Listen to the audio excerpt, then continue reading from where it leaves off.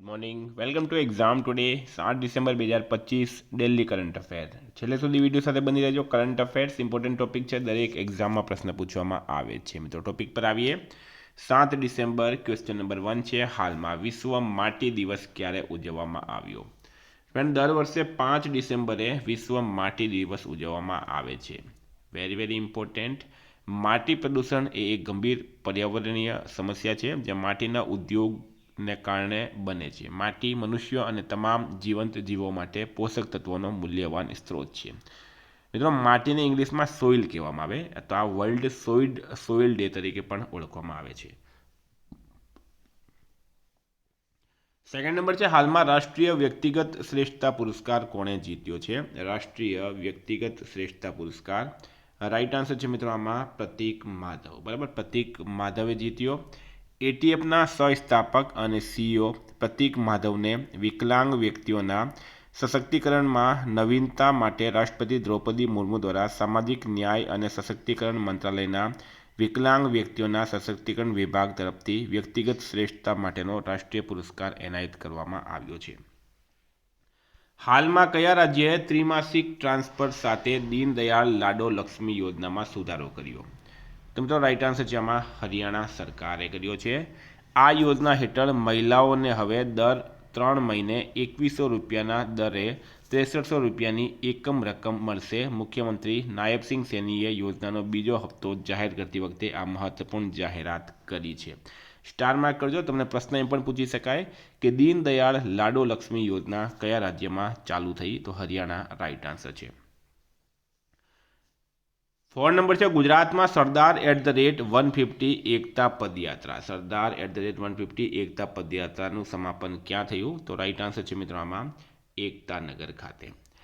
મિત્રો, આ યાત્રા કરમસદથી પ્રારંભ થઈ હતી. બરાબર, સરદાર વલ્લભભાઈ પટેલની 150મી જન્મ જયંતિ નિમિત્તે 11 દિવસ પછી એકતા પદયાત્રા દેશમાં જન અને મનને જોડવાનું માધ્યમ બની, એવું સીપી રાધાકૃષ્ણને જણાવ્યું. આ યાત્રા 11 દિવસ પછી સ્ટેચ્યુ ઓફ યુનિટી એકતાનગર ખાતે પૂર્ણ થઈ હતી. હાલમાં એમ સરવનનું અવસાન થયું છે, તેઓ કોણ હતા? એમ સરવન, એમનું અવસાન થયું છે, તેઓ કોણ હતા? મિત્રો, એક ફિલ્મ નિર્માતા હતા. બરાબર, ફિલ્મ નિર્માતા, પ્રખ્યાત ફિલ્મ નિર્માતા અને એવીએમ સ્ટુડિયોના વડા એમ સરવનનું ચેન્નઈની અંદર 86 વર્ષની ઉંમરે નિધન થયું છે. 6 નંબર છે, હાલમાં કયા દેશની લુઆના લોપેઝ લારા સૌથી નાની ઉંમરની સ્વનિર્મિત મહિલા અબજોપતિ બની છે? તો મિત્રો રાઈટ આન્સર છે આમાં બ્રાઝિલ. આ તમે ફોટોમાં જોઈ શકો છો, લુઆના લોપેઝ લારાનો આ ફોટો છે. બ્રાઝિલના ઉદ્યોગ સાહસિક લુઆના લોપેઝ લારા 29 વર્ષીય છે. $1.3 બિલિયનની નેટવર્થ સાથે સૌથી નાની ઉંમરની સ્વનિર્મિત મહિલા અબજોપતિ બની ગઈ છે. 7 નંબર છે, કૃષિ ક્ષેત્રમાં સૌર ઉર્જાના ઉપયોગની દ્રષ્ટિએ કયું રાજ્ય દેશમાં અગ્રણી રાજ્ય બન્યું? તો રાઈટ આન્સર છે મિત્રોમાં મહારાષ્ટ્ર રાજ્ય.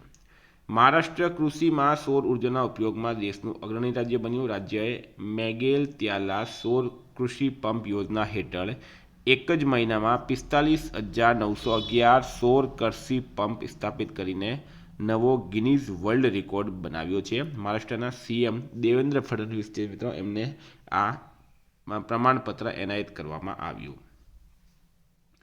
8 નંબર છે, તાજેતરમાં પ્રાદેશિક એઆઈ ઇમ્પેક્ટ કોન્ફરન્સ 2025 ક્યાં યોજાઈ હતી? પ્રાદેશિક આર્ટિફિશિયલ ઇમ્પેક્ટ કોન્ફરન્સ 2025 મિત્રો એ મેઘાલય ખાતે યોજાઈ હતી. મેઘાલય ખાતે. તો મિત્રો મેઘાલયના સીએમ છે કોનરેડ સંગમા, રાજ્યપાલ છે CH વિજયશંકર અને કેપિટલ છે શિલોંગ. ઉત્તર પૂર્વ ભારતમાં આર્ટિફિશિયલ ઇન્ટેલિજન્સનો ઉપયોગ વધારવા તરફ એક મહત્વપૂર્ણ પગલાં તરીકે પ્રાદેશિક artificial intelligence impact summit 2025 3 December 2025ના રોજ શિલોંગ, મેઘાલય ખાતે યોજાઈ હતી. હાલમાં રિલાયન્સ રિટેલ વેન્ચર્સ લિમિટેડના ચેરમેન અને સીઈઓ તરીકે કોની નિમણૂક કરવામાં આવી છે? તો રાઈટ આન્સર છે એમાં જયેન્દ્રન વેણુગોપાલની. રિલાયન્સ ઇન્ડસ્ટ્રીઝ લિમિટેડે 3 ડિસેમ્બર 2025ના રોજ જાહેરાત કરી હતી કે ફ્લિપકાર્ટના અનુભવી જયેન્દ્રન વેણુગોપાલને રિલાયન્સ રિટેલ વેન્ચર્સ લિમિટેડના પ્રમુખ અને મુખ્ય કાર્યકારી અધ્યક્ષ તરીકે નિમણૂક કરવામાં આવી છે. 10 નંબર છે હાલમાં કયા દેશની વિક્ટોરિયા યુનિવર્સિટી 2026 સુધીમાં ગુરુગ્રામમાં તેનું પ્રથમ ભારતીય કેમ્પસ ખોલશે? તો રાઈટ આન્સર છે મિત્રો ઓસ્ટ્રેલિયા. તો ઓસ્ટ્રેલિયાનું કેપિટલ છે કેનબરા, કરન્સી છે ઓસ્ટ્રેલિયન ડોલર, પીએમ છે એન્થની અલ્બનીઝ. પ્રધાનમંત્રી મોદીએ રાષ્ટ્રપતિ પુતિનને કયા રાજ્યનો હાથથી બનાવેલો ચાંદીનો ઘોડો ભેટમાં આપ્યો?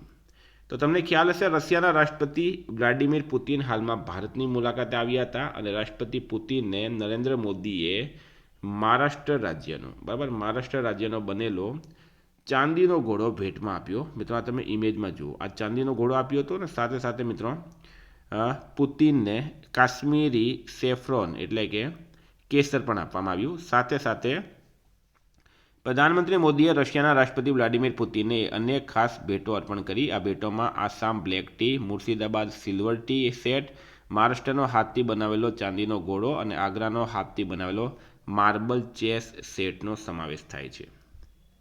12 નંબર છે ઇન્ડિયા સ્પોર્ટ્સ એવોર્ડ્સમાં આર્ચરી પ્રીમિયર લીગને શું નામ આપવામાં આવ્યું? તો હવે archery premier league emerging professional sports event of the year તરીકે ઓળખાશે. ઇન્ડિયા સ્પોર્ટ્સ એવોર્ડ્સમાં archery premier league emerging professional sports event of the year તરીકે નામ આપવામાં આવ્યું છે. APL એ વિશ્વની પ્રથમ ફ્રેન્ચાઇઝ પ્રોફેશનલ તીરંદાજી લીગ છે જે તીરંદાજી એસોસિએશન ઓફ ઇન્ડિયા દ્વારા શરૂ કરવામાં આવી છે. હાલમાં અર્થ સમિટ 2025 ક્યાં યોજાઈ છે? તો અર્થ સમિટ 2025 મિત્રો ગુજરાતના ગાંધીનગર ખાતે યોજાઈ હતી. બરાબર, સ્ટારમાં કરજો. ગુજરાતના ગાંધીનગર ખાતે અર્થ સમિટ, જેને પૃથ્વી સમિટ તરીકે પણ ઓળખવામાં આવે છે, બરાબર, એનું આયોજન કરવામાં આવ્યું.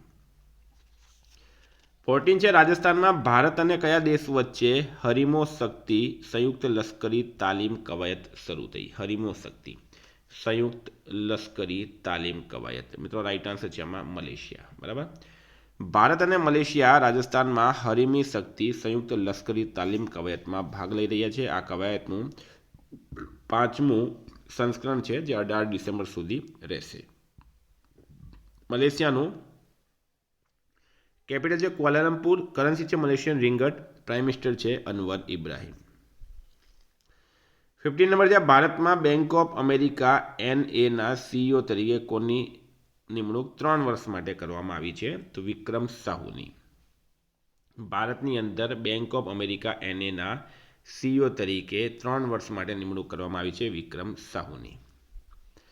16 હાલમાં ભારત અને કયા દેશ વચ્ચે હવાઈ કવાયત ગરુડ 2025 પૂર્ણ થઈ છે? તો મિત્રો એ થઈ છે ફ્રાન્સ. ભારત અને ફ્રાન્સ વચ્ચે એક એરફોર્સ કવાયત છે ગરુડ 2025 એ હાલમાં પૂર્ણ થઈ. ભારતીય વાયુસેના અને ફ્રાન્સ વાયુ અને અવકાશ દળ વચ્ચે દ્વિપક્ષીય ભારત ફ્રેન્ચ હવાઈ કવાયત ગરુડની 8મી આવૃત્તિ સફળ સમાપન થઈ. IAF ટુકડી 2 ડિસેમ્બર ભારત પરત ફરી છે, જે ફ્રાન્સના મોન્ટ ડી માર્સન સ્થિત એરબેઝ 118 ખાતે સંપન્ન થઈ છે. 17 છે હાલમાં HSBCના ચેરમેન તરીકે કોની નિમણૂક કરવામાં આવી? તો બ્રેન્ડન નેલ્સન રાઈટ આન્સર છે HSBCના ચેરમેન તરીકે. HSBCનું પૂરું નામ છે હોંગકોંગ એન્ડ સંઘાઈ બેન્કિંગ કોઓપરેશન. તો મિત્રો આ હતા કરંટના પ્રશ્નો. વાત કરીએ રિવિઝનની. 6 ડિસેમ્બર 2025 પર આપણે આવી ગયા. આંતરરાષ્ટ્રીય ચિતા દિવસ ક્યારે ઉજવવામાં આવ્યો? 4 ડિસેમ્બરે. ભારતે ઇન્ફ્લુએન્ઝા અને મેનિન્જાઇટિસની રોકથામ માટે કયા દેશની મદદ પૂરી પાડી? અફઘાનિસ્તાન રાઈટ આન્સર છે. કયા રાજ્યમાં બાળ લગ્નમાં 47% વધારો થયો? તો મધ્યપ્રદેશમાં. ગુજરાતમાં સંત સુરદાસ યોજના હેઠળ કેટલા ટકા દિવ્યાંગતા ધરાવનારને લાભ મળશે? 60% રાઈટ આન્સર છે. હાલમાં વૈશ્વિક રેટિંગ એજન્સી ફિચે નાણાકીય વર્ષ 2026 માટે ભારતના GDP વૃદ્ધિદરનો અંદાજ કેટલો વધાર્યો? 7.4%. કયા દેશમાં યહમરી તહેવાર ઉજવવામાં આવ્યો? નેપાળ રાઈટ આન્સર છે. જલ જીવન મિશન યોજના હેઠળ ફરિયાદોમાં કોણ અગ્રણી છે? તો ઉત્તર પ્રદેશ. કયા રાજ્યના ભૂતપૂર્વ રાજ્યપાલ સ્વરાજ કૌશલનું નિધન થયું છે? એનો જવાબ કમેન્ટ બોક્સમાં જણાવો. એપલ દ્વારા કયા ભારતીયને તેના AI ઉપપ્રમુખ તરીકે નિયુક્ત કરવામાં આવ્યા? અમર સુબ્રમણ્યમ. હાલમાં પ્રકાશિત મહિલા શાંતિ અને સુરક્ષા સૂચકાંક 2025-26માં કોણ ટોચ પર રહ્યું છે? ડેનમાર્ક. હાલમાં જાહેર થયેલા ભારતના હેરિટેજ ફૂટફોલ રેન્કિંગ 2024-25માં કોણ ટોચ પર રહ્યું છે? તાજમહેલ. ભારતે કયા દેશ માટે 30 દિવસના મફત ટુરિસ્ટ વિઝા ઇસ્યુ કરવાની જાહેરાત કરી? રશિયા.